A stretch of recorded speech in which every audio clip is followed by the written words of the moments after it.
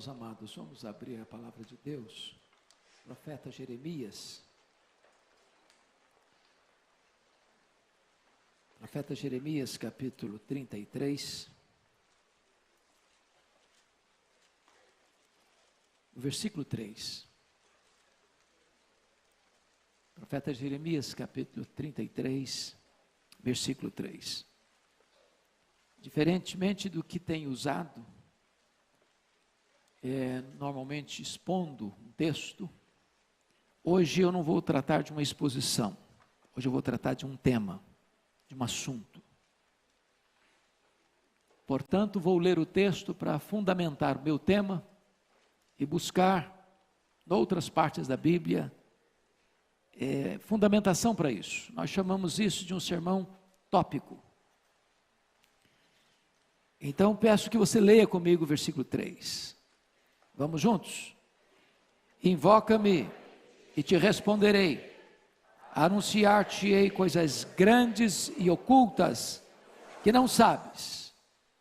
Eu quero conversar com os irmãos hoje sobre oração. Oração. Não há cristianismo sem oração. Não há vida cristã sem oração.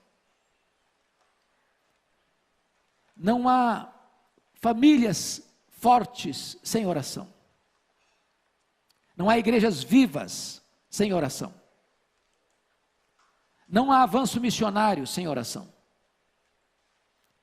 Não há poder espiritual sem oração. A oração é o oxigênio da igreja. É uma evidência de que você nasceu de novo, é quando você ora. A evidência de que você vai ser um crente maduro na fé, experiente com Deus e revestido de poder, é quando você ora. Hoje então eu quero conversar um pouco com vocês sobre esse assunto. Porque quando eu olho para a Bíblia, tanto no Antigo quanto no Novo Testamento, eu vejo o povo de Deus orando.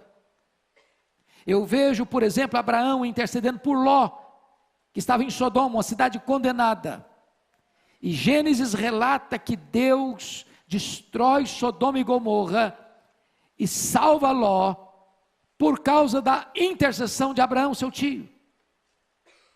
Por meio da oração, Deus promove livramento e salvação. Eu encontro Jacó no Val de Jaboque, aos 91 anos de idade, tendo uma experiência profunda com Deus, porque Deus luta com ele, para salvá-lo. E diz a Bíblia que Jacó se agarra ao Senhor e diz: eu não te deixarei ir, se tu não me abençoares. E Deus o salva ali, e ele vê a Deus face a face ali, e a vida dele passa por uma mudança radical, a partir do Val de Jaboque, fruto da oração.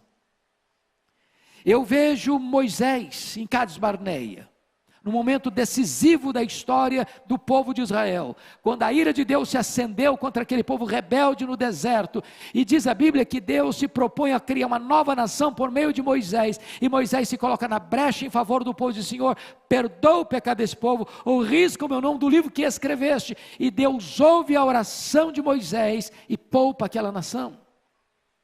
Eu vejo Ana, estéril, desprezada pela sua rival, mal compreendida pelo sacerdote Eli, não compreendida pelo seu marido Eucana, clamando a Deus por um milagre, para ser mãe. E diz a Escritura que Deus abriu a sua madre, que ela concebeu, que ela deu à luz a Samuel, o maior profeta, o maior sacerdote, o maior juiz daquela geração, fruto da sua oração. Eu vejo o seu filho Samuel se apresentando diante da nação de Israel, dizendo o seguinte: longe de mim pecar contra Deus, deixando de orar por vós. Eu vejo o rei Ezequias enfrentando dois problemas gravíssimos do seu reinado, aos 39 anos de idade, no apogeu do seu ministério, do seu reinado. Diz a Bíblia que ele estava com a doença mortal, e diz a Bíblia que a cidade dele, Jerusalém, estava cercada, entrincheirada por um poderosíssimo exército do maior império da época, o Império Assírio. E diz a Escritura que ele ora e ele chora diante de Deus, e Deus então ouve a sua oração, e Deus então responde rapidamente. Deus o cura de uma doença mortal, Deus liberta Jerusalém de um ataque terrível, de um exército expansionista e guerreiro, através da oração. Eu vejo Daniel orando a Deus, e Deus fechando a boca dos leões naquela cova. Eu vejo Daniel orando a Deus, e Deus enviando o arcanjo Miguel para lutar nas regiões celestes em favor de Israel. Eu vejo o grande estadista, o grande administrador, o grande reformador, Neemias, orando por Jerusalém, chorando diante de Deus, jejuando diante de Deus, e uma cidade que estava há 142 anos debaixo de escombros, se levantando das cinzas, fruto da oração. Eu vejo o próprio Jesus, o Filho de Deus, lá no Jordão, no momento do seu batismo, orando ao Pai, o céu se abrindo, o Espírito Santo descendo sobre ele, e eu vendo ali Jesus sendo capacitado com o poder do Espírito Santo para dar início ao seu ministério, e ele vai ser um homem de oração. Ele ora no deserto, ele ora nas noites, nos ermos daqueles desertos da Judéia, ele ora no Getsêmani, ele ora na cruz, e hoje ele está no trono orando e intercedendo por você e por mim. Eu encontro na Escritura o apóstolo Paulo, orando, logo depois da sua conversão. Eu encontro este homem orando em noites de vigília, eu encontro este homem orando na praia, eu encontro este homem orando nos desertos, eu encontro este homem orando nas sinagogas, eu encontro este homem de joelhos, dizendo: por esta causa eu me ponho de joelhos. O maior teólogo da história da igreja cristã, um homem de oração, comprometido com oração. Eu vejo Cornélio, um soldado gentio, orando a Deus, sem uma compreensão clara ainda do que é a fé cristã, não salvo ainda, mas orando. E a Bíblia diz que as suas orações subiu até Deus, as suas esmolas subiram até Deus, e ele então é orientado a buscar Pedro, que estava em Jope, para vir à sua casa, vir à sua família, para pregar para ele e a sua família o Evangelho, e toda a sua casa é convertida, e toda a sua casa é batizada, e uma obra nova se inicia entre os gentios, a partir da família de Cornélio, fruto da oração. Eu vejo Lídia, uma empresária da cidade de Tiatira, morando na cidade de Filipos, tendo na sua casa uma reunião de oração. E a partir da sua casa e a partir daquela reunião de oração, uma igreja é estabelecida na Europa pela primeira vez, por causa de uma reunião de oração. Eu vejo a mulher Cirofenícia, com a filha endemoniada, rogando a Jesus: Senhor, socorre-me, tem compaixão de mim, porque o sofrimento da sua filha era o sofrimento da própria mãe, e então, resultado da oração daquela mulher, sua filha é liberta, a sua filha é curada. Eu vejo os discípulos de Jesus, no cenáculo, orando todos, unânimes, aguardando a promessa do Pai, o derramamento do Espírito. O Espírito Santo desce no Pentecoste para permanecer para sempre com a igreja, para revestir a igreja de poder, para o louvor da glória de Deus, avançando 10 dias, todos unânimes, em perseverança, e de repente, depois de 10 dias de oração, até chegar aos nossos dias, até chegar a você e a mim. Eu encontro, irmãos, os crentes, ao longo dos séculos orando, os pais da igreja orando, os pré-reformadores orando, os reformadores orando, os puritanos orando, os missionários orando, os avivalistas orando, esta igreja orando, você e eu orando, porque se você é de Deus, você é alguém comprometido com oração. Então, pensando nisso, eu gostaria de destacar algumas lições. Primeiro, a igreja cristã recebe poder, o poder do Espírito Santo, por meio da oração. Irmãos, nós precisamos desse poder. A igreja cristã não pode viver uma vida de santidade, e a igreja cristã não pode avançar na obra missionária, a não ser através do poder da oração. A obra missionária começa com os joelhos que oram. A obra missionária começa com os bolsos que contribuem. A obra missionária começa com os pés daqueles que vão, mas tudo começa com oração. Evidência disso, Atos 1,14. Quando Jesus foi assunto aos céus, Ele disse para os seus discípulos: permanecei na cidade, até que do alto sejais revestidos de poder. Esta é a ordem. A igreja deve fazer a obra, mas antes de ir fazer a obra, a igreja precisa de revestimento de poder, e revestimento de poder só se recebe por meio da oração. Então eles perseveram, então eles oram, então eles unanimemente clamam a Deus, e diz a Escritura que como resultado dessa oração, o Espírito Santo é derramado. A igreja é cheia do poder, e a igreja avança na sua grande empreitada missionária. Eu vejo Atos 6,4, os apóstolos tomando a mais importante decisão, talvez do livro de Atos.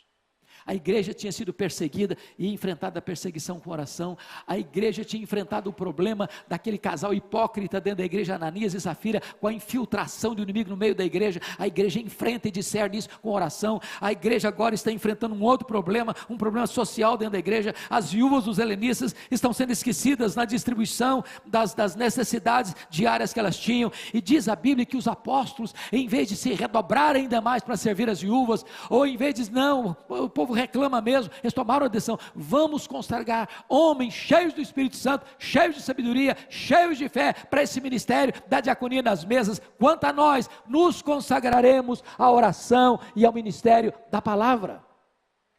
Eu não sei se você já perguntou por que Deus colocou nessa ordem, não o ministério da palavra e da oração, mas ao ministério da oração e da palavra. Por que Deus fez isso? Oração e ministério da palavra, em vez de ministério da palavra e oração. Por que a oração vem primeiro?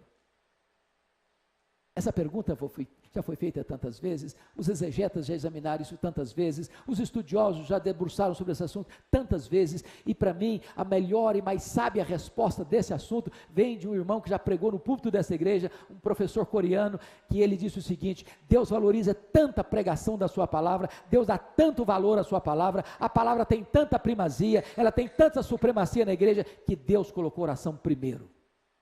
Porque se você e eu não orarmos, não haverá virtude nem poder do Espírito Santo para pregarmos a palavra de Deus. Os apóstolos entendem, vamos nos consagrar à oração e ao ministério da palavra. Mas em segundo lugar, irmãos, a oração é a base para o avivamento da igreja. Nós queremos avivamento, nós lemos sobre avivamento, nós visitamos lugares onde Deus trouxe avivamento, nós nos alegramos com os testemunhos daqueles irmãos nossos do passado que receberam avivamento, e nós oramos para que Deus faça de novo, ainda hoje, mas o avivamento vem em resposta à oração. Querem um exemplo? 2 Crônicas 7,14, se o meu povo, que se chama pelo meu nome, orar e me buscar, e se converter dos seus maus caminhos, então eu ouvirei dos céus, perdoarei os seus pecados e sararei a sua terra. Querem um outro exemplo? Isaías 44,3, porque derramarei água sobre o sedento, torrente sobre a terra seca, derramarei meu espírito sobre a tua posteridade, e a minha bênção sobre os teus descendentes. Em outras palavras, Deus manda a água sobre o sedento, Deus manda as torrentes sobre a terra seca, Deus manda o seu espírito para uma igreja que tem sede dele, que quer a presença dele, que aspira a presença dele, que quer ver a manifestação da glória dele. E é quando a igreja ora, é quando a igreja tem sede de Deus, é quando a igreja aspira pela presença de Deus, é que Deus envia o poder do seu Espírito sobre ela. Pense comigo no Clube Santo, lá em Oxford, na Inglaterra. A Inglaterra estava uma igreja falida, fruto do racionalismo francês, do iluminismo europeu. Havia uma onda de ateísmo varrendo as igrejas, os pregadores não acreditavam mais na inerrância das escrituras, as igrejas estavam como que um vale de ossos secos, não havia vigor na igreja, não havia brilho nos olhos das pessoas, as igrejas se reuniam, mas não tinha gente nos bancos, os púlpitos completamente descomprometidos, pregadores pregavam sermões mortos para auditórios vazios e sonolentos, quando de repente Deus levantou um grupo de estudantes na Universidade de Oxford, para orar por avivamento. Lá estava John Wesley, lá estava George Whitefield, lá estava Carlos Wesley, e eles oraram, e eles confessaram os seus pecados, e eles buscaram a Deus, e eles choraram diante de Deus, e eles clamaram pelas madrugadas, e numa noite de vigília de 31 de dezembro de 1739, às 3 horas da madrugada, enquanto aqueles moços estudantes oravam, os céus se fenderam, Deus derramou sobre eles poderosamente o Espírito Santo, e este avivamento varreu toda a Inglaterra, centenas de milhares de pessoas convertidas, porque um grupo de estudantes começa a buscar a Deus em oração. Pensa comigo, irmãos, no que foi a igreja do tabernáculo em Londres, no século XIX. Charles Haddon Spurgeon tinha 12 mil pessoas que domingo após domingo se reuniam naquela igreja para ouvir aquele homem de Deus pregar a palavra. E quando alguém perguntou a Spurgeon qual é o segredo do sucesso, do crescimento, do vigor desta igreja, ele disse: é porque tem uma usina de poder nesta igreja. Toda segunda-feira essa igreja se reúne para orar, derrama-se diante de Deus em oração. Todo culto, quando eu estou pregando aqui, tem um grupo de irmãos aqui embaixo, orando, clamando, chorando, rogando a Deus para que revista esta igreja com o poder do Espírito Santo. Meus amados irmãos, não há poder, não há avivamento sem oração. Eu tive o privilégio de visitar Quacis-Abanto, na África do Sul, onde houve um dos grandes avivamentos deste século passado, 1966. E eu confesso aos irmãos que eu nunca vi, foi a experiência mais marcante da minha vida, no que tange a ver um sinal de avivamento. Nunca vi tanto ambiente de santidade, de beleza, da graça de Deus, como vi naquele local.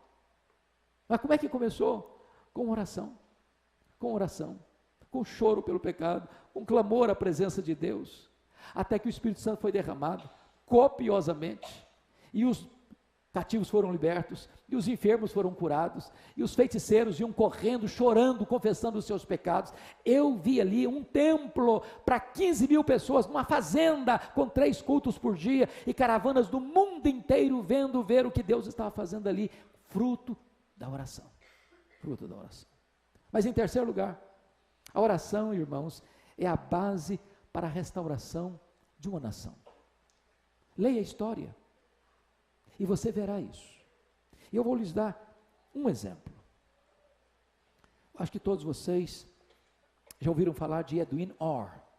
Edwin Orr talvez seja o homem que mais estudou sobre avivamento no século passado.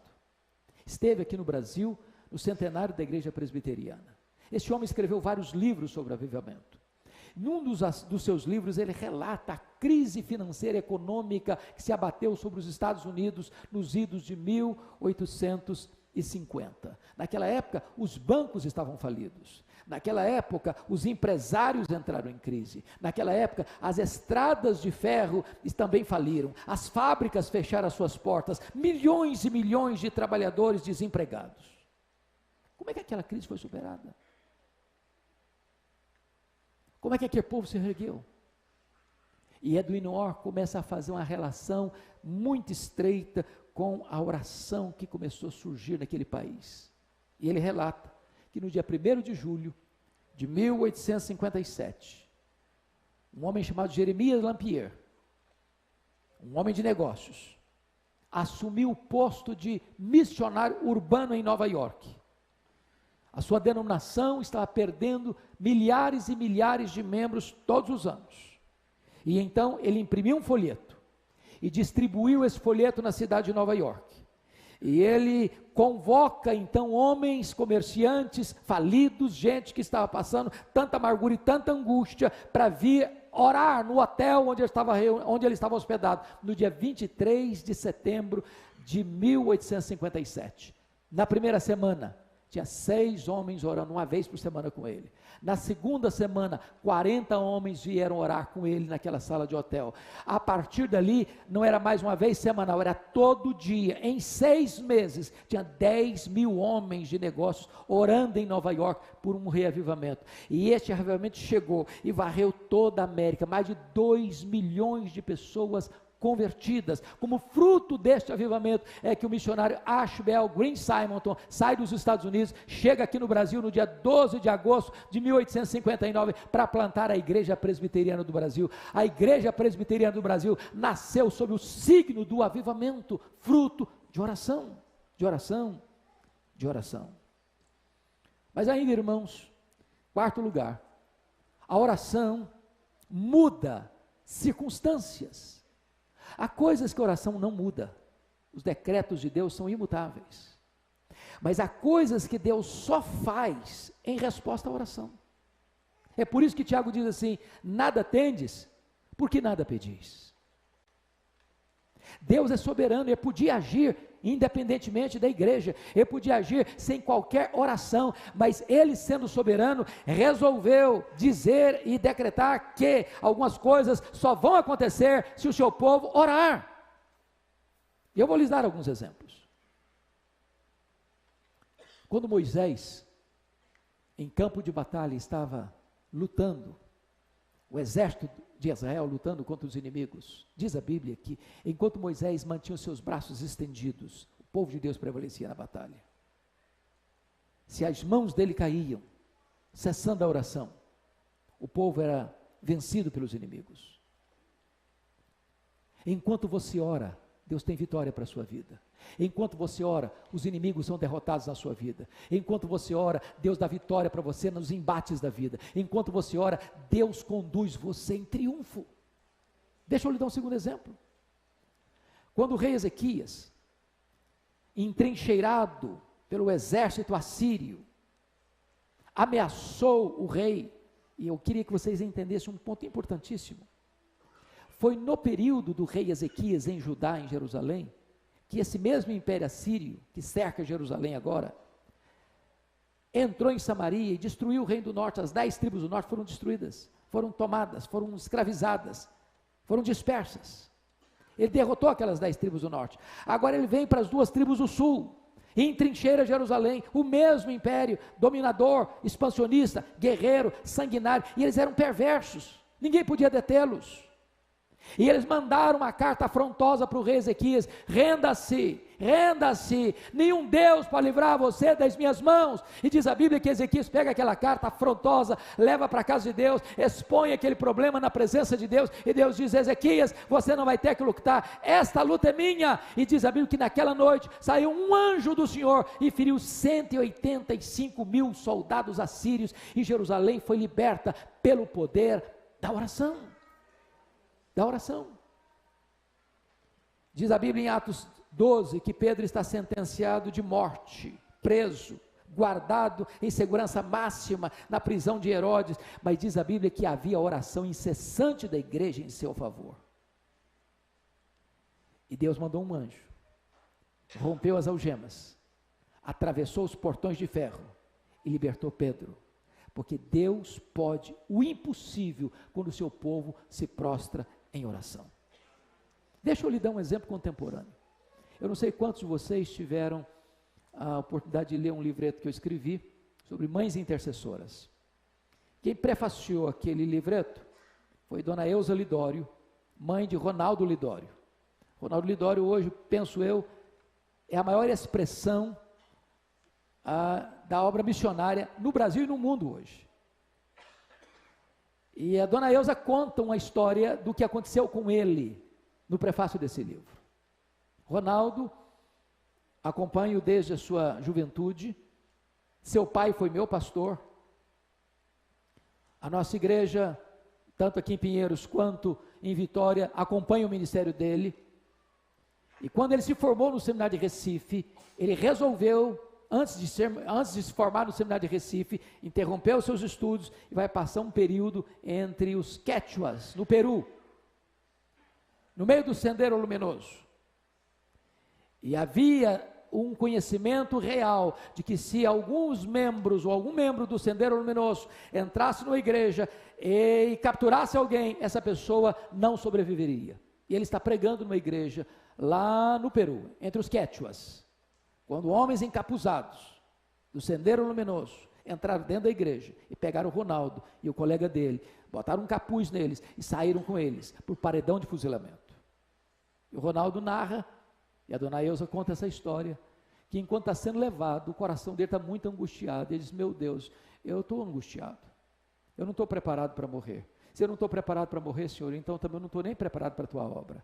Então, se o Senhor me quer que eu morra, então o Senhor me dê paz para morrer. E se o Senhor me dê paz para morrer, eu quero dedicar-me ainda mais à obra missionária. E ele foi levado para o paredão. Quando ele estava no paredão para ser fuzilado, chega um carro fazendo muito barulho, e alguém fazendo muito barulho, e ele não entende o que estão falando, e pegam o Ronaldo e arrancam dali. Seu colega é fuzilado. Ele é poupado. Mas Dona Eusa conta que naquela madrugada, naquela noite, enquanto essas coisas estão acontecendo, ela sentiu um grande peso no coração. E ela se levantou da sua cama com esse peso. Meu Deus, eu não sei o que está acontecendo. Me dê discernimento. E ela não sabia o que estava acontecendo. Ela disse, meu Deus, isso tem a ver com o meu filho que está lá. Então o Senhor põe os teus anjos acampados ao redor dele. Então o Senhor o proteja, Senhor. E naquele momento em que ele está sendo liberto do paredão do fuzilamento, tem uma mãe orando de joelhos pelo seu filho. Deus é o Deus que responde a oração. Deus é o Deus que traz livramento em resposta à oração. Mas em quinto lugar, irmãos, a oração nos capacita a enfrentar também os grandes dramas da vida. Eu não sei que tipo de drama você está enfrentando, que tipo de luta você está enfrentando, que tipo de decisão importante na vida você tem que tomar. Deus responde e traz livramento e portas abertas para você em resposta à oração. Está lá no Salmo 50, versículo 15. Invoca-me no dia da angústia, eu te livrarei e tu me glorificarás. Eu vejo Davi, essa é uma das cenas mais lindas da Bíblia. Davi está exilado em território filisteu. Seu sogro, rei Saul, quer matá-lo. E ele foge com 600 homens e as suas respectivas famílias. E é estabelecido na cidade de Ziclag. E de repente ele não está lá na cidade com seus homens, vêm os amalequitas. Eram os terroristas do deserto da época. Ninguém escapava das mãos daquelas pessoas. Eram os terroristas da época. E quando chegaram na cidade de Ziclag, botaram fogo na cidade, feriram a cidade, pegaram as mulheres, os filhos e as filhas, e levaram todos cativos com eles.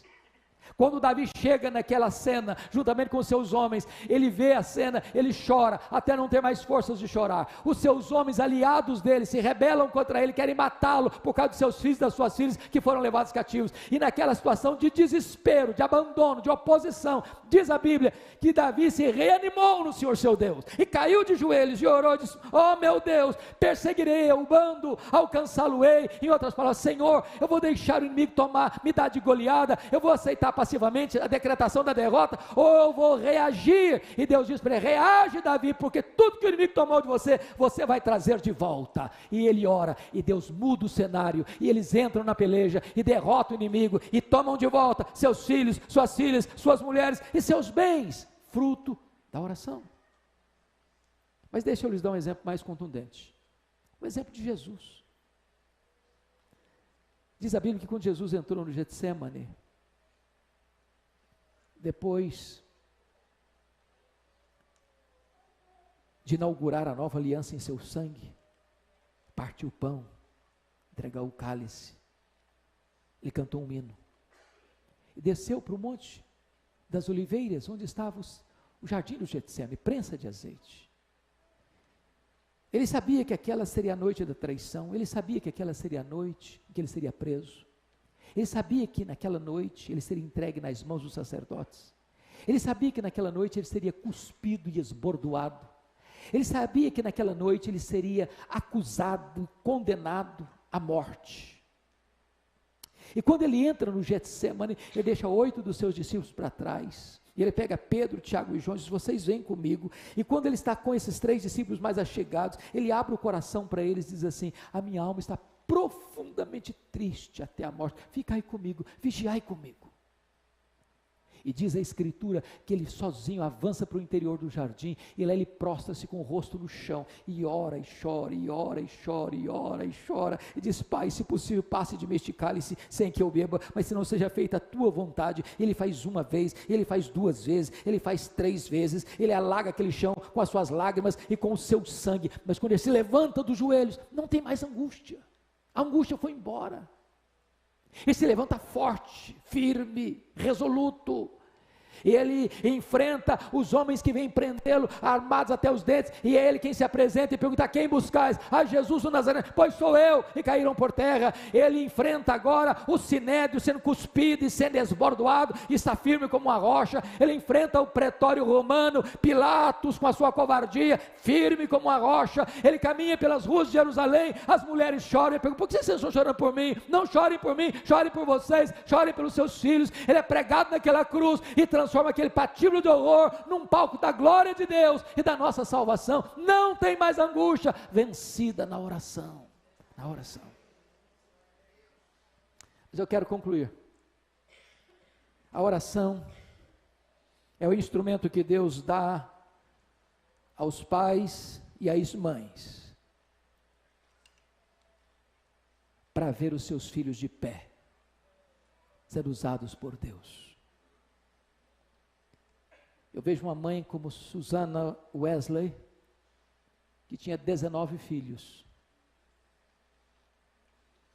e que durante a sua vida, 1 hora por dia, a porta do quarto era trancada, e os seus filhos sabiam que não podiam interrompê-la. Ela estava de joelhos em favor dos seus filhos. Essa mulher deu ao mundo um dos grandes avivalistas da história, John Wesley.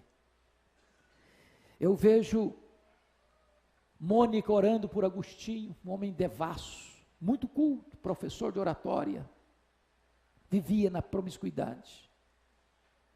E como fruto das lágrimas e das orações da sua mãe, ele não só é convertido, mas é transformado no maior expoente da igreja do 5º século. Eu vejo Abraham Lincoln, um grande estadista americano, afirmar: um filho que tem uma mãe que ora por ele, nunca é um filho pobre.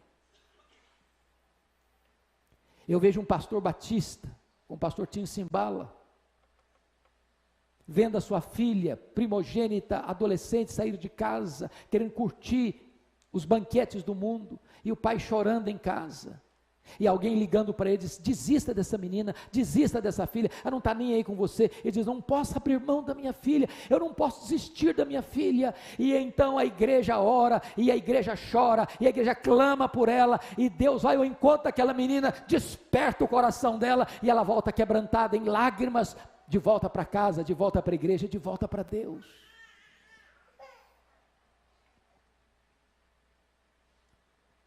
Mas eu queria concluir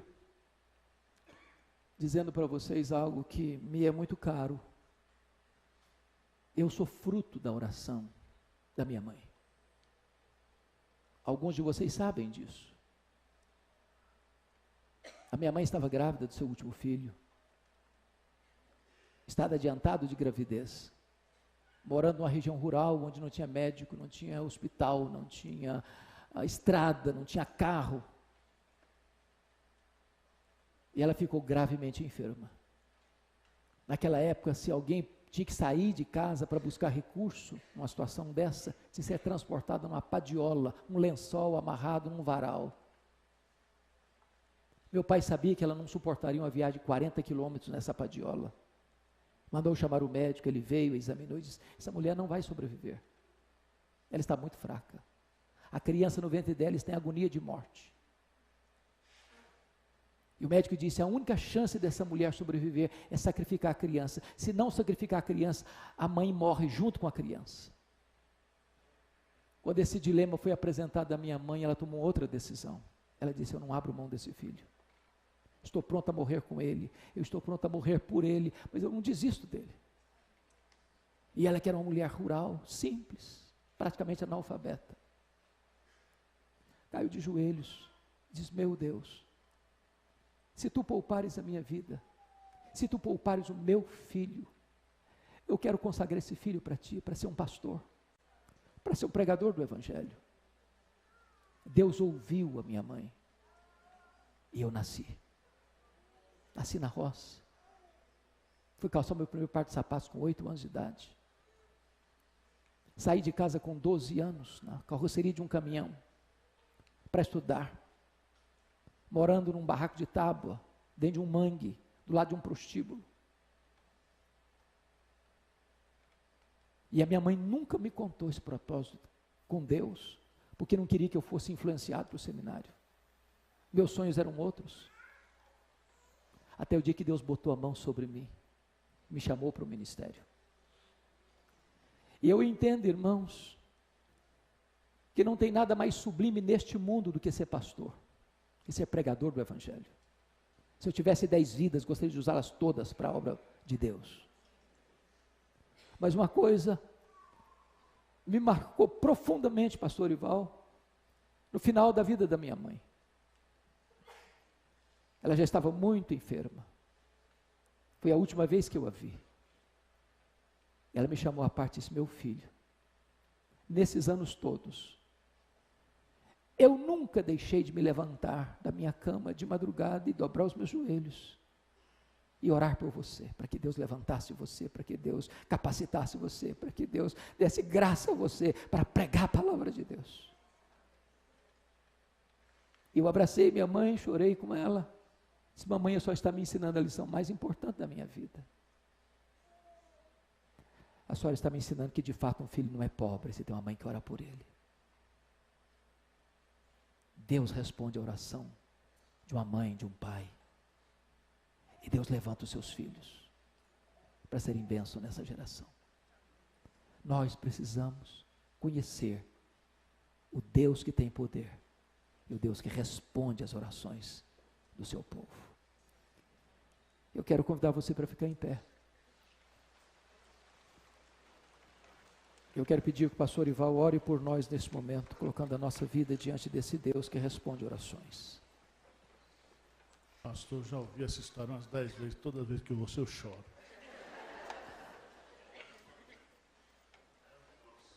Senhor Deus, Tu és Deus, somente Tu és Deus.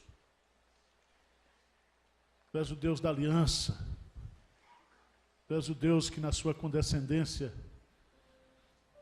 resolve nos amar, nos abençoar. E estabelecer a oração como meio de graça. Dentro dos teus decretos permissivos.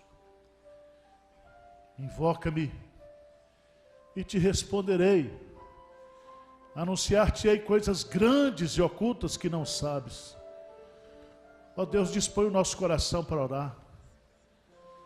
Sabemos que a maior estratégia que o diabo tem usado hoje contra a nossa igreja é desvalorizar o papel da oração. Meu Deus. Mas que nesta manhã, em cima da palavra que foi colocada aqui, Senhor, exposta, do testemunho que foi dado, levanta a tua igreja para orar, Senhor. Levanta os pais, as mães, os adolescentes, os jovens. Deus, levanta uma nova geração de oração nessa igreja, Senhor. Porque o avivamento virá se os nossos adolescentes, se os nossos jovens se agarrarem contigo em oração, Pai. Ajuda-nos a vencer essa angústia de saber que precisamos orar e não orarmos, Pai. Derrama sobre nós, como está lá em Zacarias, o espírito de graça e de oração. Dispõe o nosso coração, Senhor, para buscar a Tua presença, a Tua face. E o resto o Senhor faz do jeito que o Senhor quiser. Porque a Tua vontade é boa, é perfeita e agradável. Muito obrigado por tudo. Em nome de Jesus.